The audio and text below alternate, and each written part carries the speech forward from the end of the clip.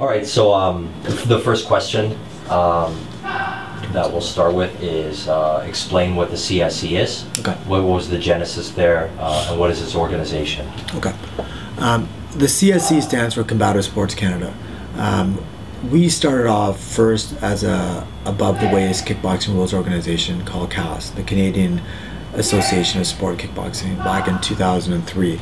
So when we first got government recognition, we were solely recognized to sanction and promote above-the-waist kickboxing rules. And there was Thai boxing going on at the time, and there was Muay Thai going on at the time. But that was the group of people that I was working with. That was our sport, and that's what we got recognized. A few years later, our member clubs wanted to have us do Thai boxing because they were doing both above the waist rules and low kick rules and Thai boxing rules. And so we went through a series of growth components, and we then started sanctioning Thai boxing rules. And it was in 2010 that, again, some of our clubs that were involved in amateur mixed martial arts wanted to know if we could actually take on MMA as sport discipline within CAS. At that phase of our organization, we had about 65 clubs from Kamloops, BC to St. John's, Newfoundland. And amongst those clubs, we had karate schools, taekwondo schools, jiu-jitsu schools, kickboxing schools, and MMA schools. And the growth of our organization was the Council of Amateur Sport Kickboxing.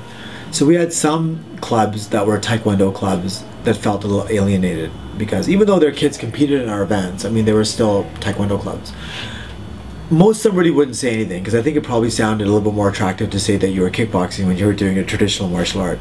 But we found that the Muay Thai schools, and especially the MMA schools, had some issues with the term, and it was just the term. I mean, they were quite happy with the way that we operated, that we were a democratically based group, that we would run an annual general meeting every year. Clubs could come. It was one club, one vote. There was no hierarchy, i.e. you're a bigger club, you have a bigger vote. It's one club, one vote. Our board of directors was comprised of people from small clubs, mid-sized clubs, not a lot of people from bigger clubs. So I think the smaller mid-sized clubs felt that they actually had a voice in the organization. So the actual group at one point in 2010, one person threw up at a meeting, isn't it time now to change our name? And so we discussed it, and there was issues around, well, CASC has a brand now and there's a brand recognition, but then there was another side that said, but every group has got to evolve and change. So the logo of companies also changes over time. I mean, even Coca-Cola changed their logo. So the decision was made that we would actually look for a different name, a different look. That would be a little bit more encompassing.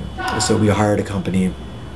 They went out, they did some research, and they actually came up with the name Combative Sports Canada. We decided we wanted the term sports in there because this was a sporting organization. It's not a martial art group. It's not entrenched in a particular tradition, whether it's Japanese or Chinese or Thai, and it is combative in nature. So we have, you know, the kickboxers, the Thai boxers, the people involved in the MMA. So they all felt there'd be a name and an acronym that kind of represented the entire sport.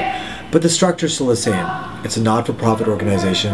It has a board of directors. The board of the directors comes from 7 different provinces. And then there's a person on the board that represents each of the disciplines. So there's a Thai boxing person, a kickboxing person, an MMA person, a sport martial arts person. So the sport karate, the tatami sports, they have representation on the board.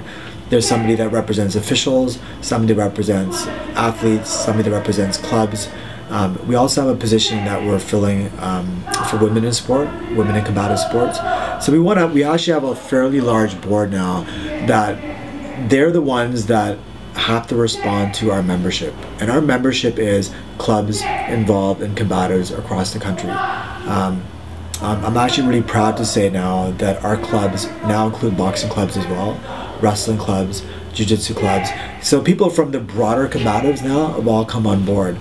But CSC, Combative Sports Canada, is an organization that represents clubs, athletes, coaches involved with combatives.